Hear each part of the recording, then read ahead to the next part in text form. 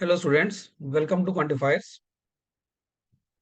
Now in this set it is given that each of Andre, Bravo, Chris, David, Ion and Finch, they wrote 3 tests of BA, QA and DI. In each test they are given ranks from 1 to 6 based on the marks scored, and in any test no two students got the same rank. तो basically 6 students हैं जिन्होंने 3 test दिए, उनको rank मिले 1 to 6, ठीक है, और कोई भी 2 स्टूडेंट्स का रैंक सेम नहीं था. So numerically smaller value of rank means better rank. तो इसका मतलब अगर किसी का रैंक 1 है तो बेटर होगा 2 से, 2 is better then 3. Then we have these 7 points, and using these points, we have to find the ranks of these students in the different tests. So first point says none of them got the same rank in all 3 tests. तो किसी का भी तीनों test में same rank नहीं था.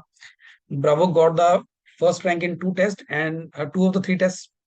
Third says Andre got last rank in 2 of the 3 tests and first rank in the remaining one. So based on these points, we have to make a table. So let us first of all do that. Let's make a table. अब क्या क्या दे रखा है यहाँ पे देखो.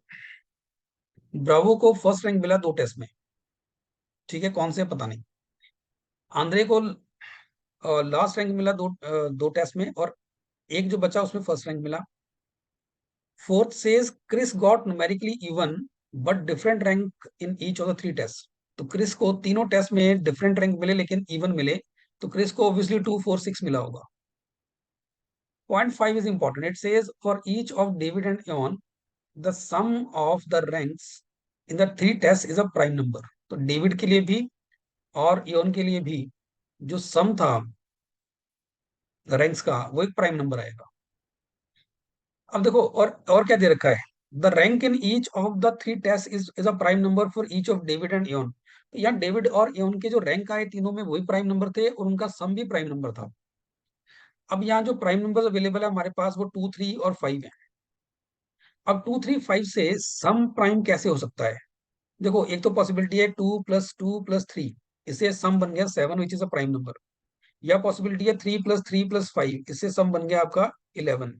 या फिर है 3 + 5 + 5, इससे सम बन गया 13.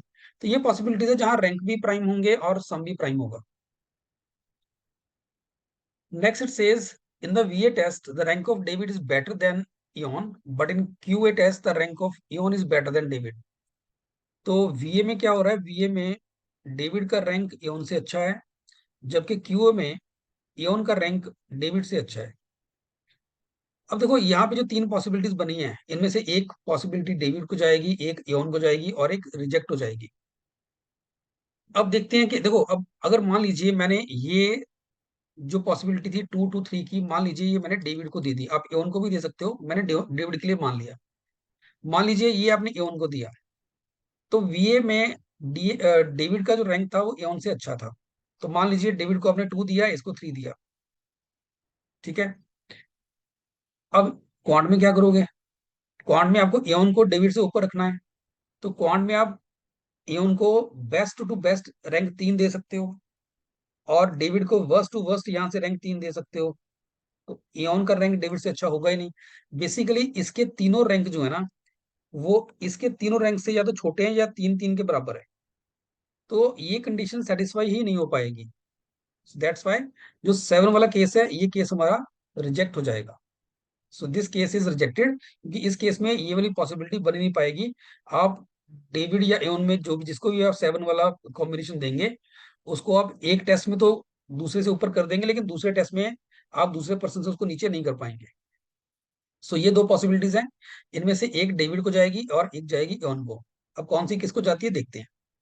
वीए में डेविड का स्कोर इयोन से, डेविड का रैंक इयोन से अच्छा है, तो डेविड का रैंक ऑब्वियसली 3, 5 में इसका 3 होगा और इसका 5 होगा, और क्वाड में इसका 3 होगा और इसका 5 होगा. तो यहां से एक समझ आ रहा है कि वीए में डेविड का रैंक 3 है और वीए में इयोन का रैंक 5 है.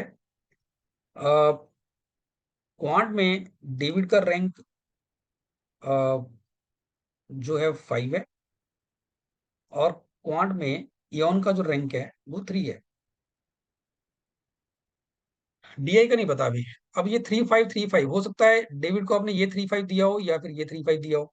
Same is true for Eoin. ठीक है, तो अभी हमें पता नहीं कि डीआई में रैंक क्या होगा इनका. तो डीआई में इसको आप 3 देते हो तो 3, 3, 5 का कॉम्बिनेशन जो पहला कॉम्बिनेशन है वो डेविड को मिल जाएगा. ठीक है, उस केस में इसको 5 मिल जाएगा. एन को, तो 355 वाला कॉम्बिनेशन एन को जाएगा। लेकिन अगर आप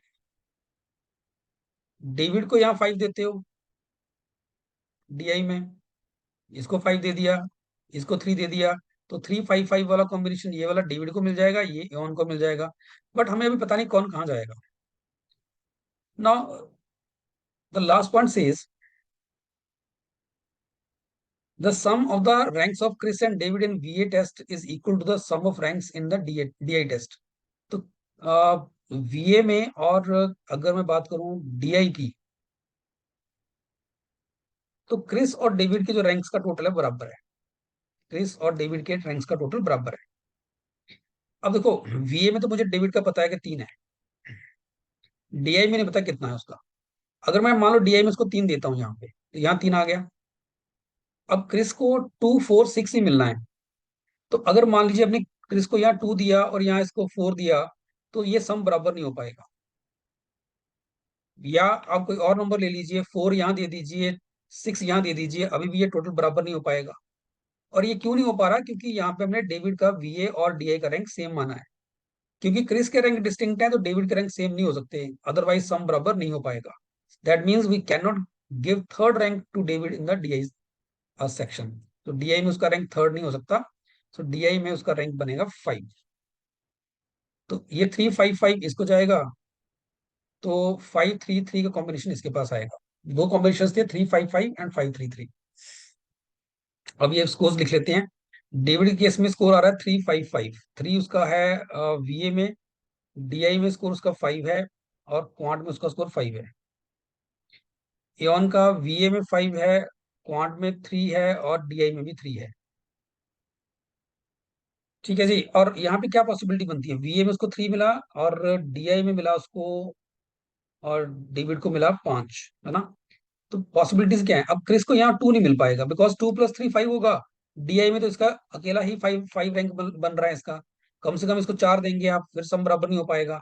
तो क्रिस को VA में जो है, या DI में आप यहाँ पे, यहाँ सॉरी, इस यहाँ पे इसको आप 2 रैंक नहीं दे सकते। ठीक है, तो यहाँ पे क्या आएगा? या तो यहाँ 4 आएगा, 4 + 3, तो यहाँ पे 2 + 5 हो जाएगा। या फिर यहाँ पे 6 + 3 होगा, तो यहाँ पे हो जाएगा 4 + 5। इसका मतलब क्रिस के जो रैंक्स हैं VA में, वो 2 आ सकते हैं, या तो 4 आ सकता है या 6 आ सकता है। ठीक है, तो इसको यहाँ लिख लेते हैं एक बार के लिए। VA में और DI में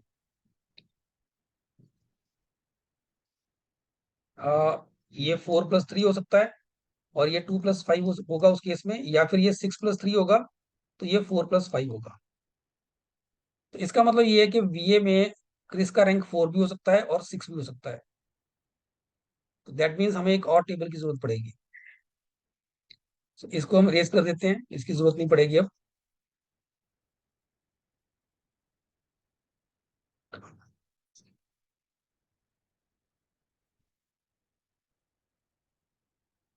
चलिए इसको फिल करते हैं। तो जो पता है वो पहले फिल कर लीजिए। इसका रैंक पता है, ये 355 है, और ये 533 है। अब मान लीजिए आपने ये वाला केस लेके चलते हैं, पहले वाला। आपने क्रिस को VA में स्कोर दे दिया 4, तो उस केस में DI में उसको मिलेगा 2, तो यहाँ मिल गया 6। पहले ये वाला टेबल फिल कर लेते हैं पहले केस का। ठीक है, 6 हो गया यहाँ पे इसका। अब मुझे पता है कि आंद्रे को लास्ट रैंक मिलना है 2 टेस्ट में।